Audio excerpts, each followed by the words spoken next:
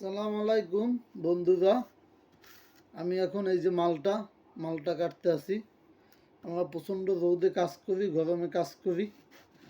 গরমে কাজ করে সারাদিন ঘামে সমস্ত পানি শরীর থেকে বের হয়ে যায়। কারণ আমাদের কোম্পানি এই মালটা দেয় প্রতিদিন খাবার টাইমে। আমরা এইটা খাই, এটা এই গরমে মালটা খাওয়া খুবই খুবই ভালো শরীরের লইয়া। আমরা যারা প্রবাসী আছি তারা অবশ্যই এই মালটাটা বেশি বেশি খাবেন, কারণ এই মালটা খাইলে আপনার শরীরের পানির শূন্যতা দূর হবে। আমরা ভাই সারাদিন কাজ করি, কি পানি যে পড়ে আমাদের শরীর দিয়া একমাত্র আমরাই জানি। সারাদিন কাজ করার পরে আপনার পোশাকটা যাওয়ার পর পোশাকটা থাকে ভিজা সারাদিন। এই এখন আধা ঘন্টা পর আমি যাবো নাইট ডিউটি, আমার পোশাকটা সারা দিন ভিজে থাকবে, সারা রাত্রে ভিজে থাকবে, শুকাইবে না। আমরা কনস্ট্রাকশন সাইডে কাজ করি। তারপর ডিউটিতে আসি, আইসা হয়তো সকালবেলা নাস্তা খাইতেও পারি, নাও খাই আমরা ঘুমাই যাই। ঠিক আছে, নাস্তা খাওয়া ওরকম হয় না। ঠিক আছে, শরীরের পানি শূন্যতা থাইকেই যায় আমাদের শরীরে। এখন কোম্পানি এই মালটা আমাদের কেনা লাগে না, অবশ্যই মালটা আমরা যে ম্যাচে খাই, ম্যাচ থেকে দেয়। তারপর ম্যাচ থেকে যা দেয় টুকটাক আমরা কিনি ফ্রুট। সেই গরমে আপনারা যত ফ্রুট খাইবেন ততই সুবিধা। ভাই বিদেশে আছে কি ভাই, আমরা কষ্ট করে কামাই করে দিই এগুলা, কিন্তু ওই আমাদের ব্যাপারে তো আর কেউ চিন্তা করে না। আমরা সবার ব্যাপারেই চিন্তা করি, আমাদের ব্যাপারে কেউ চিন্তা করার নাই। এটা সবারই, প্রবাসে বাইরে যারা আছে সবারই ক্ষেত্রে এগুলা। ঠিক আছে, তারপর নিজের শরীর তো বাঁচাইতে হবে, অবশ্যই খাইবেন মালটা। ঠিক আছে, বিসমিল্লা করে খাই দিয়েছি। বিসমিল্লা। মিষ্টি আছে, এগুলো অনেক দিন আগে আনা রাখা তো, মিষ্টি আছে, প্রচুর মিষ্টি। ছোট ছোট মালটা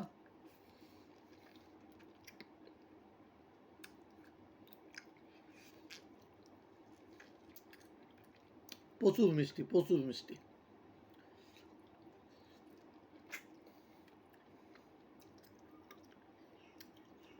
এরকম খাইলে এগুলা দাঁতের ফাঁকে ঢুকে যায়।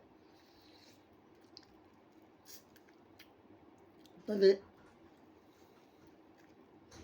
এরকম খাইতে না পারলে জুস মেশিন আছে, কারেন্টের না, এমনি ঘুরে ঘুরে জুস মেশিন আছে, ওইগুলো একটা কিনে নেবেন। কারণ তাহলে এটা জুস হয়ে যায়,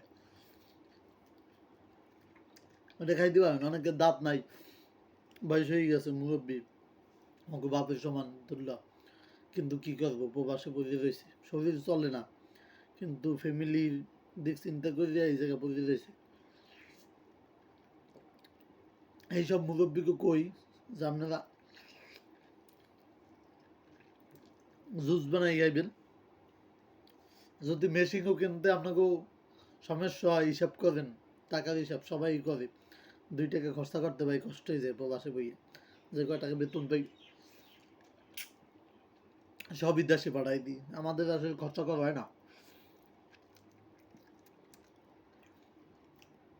দাদা স্টিলের গ্যালাসে ওই ভিডিওটা আর একদিন দিব ইনশাল্লাহ, স্টিলের গ্যালাস দিয়ে কীভাবে জুস বানাইবেন। ঠিক আছে, তো সবাই ভালো থাকবেন। আর আমি যেভাবে এবার খাই, বাংলাদেশে যারা আছেন বাইরে কাজ করেন, বিশেষ করে রাজমিস্ত্রি কাম, রাজমিস্ত্রি কাম, দিন মজুর, সোজা কথায় সব কাজ,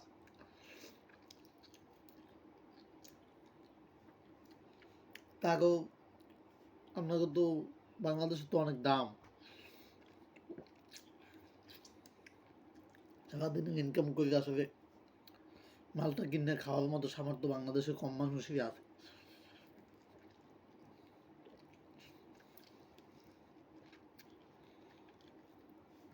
তারপর দেশি যে খাবারগুলো করে অবশ্যই খাইবেন, কারণ ভাই শরীর বাঁচলেই তো সব।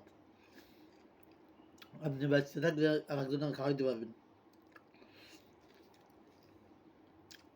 মানে সুস্থ থাকলে আর একজনের খাইতে পারবেন।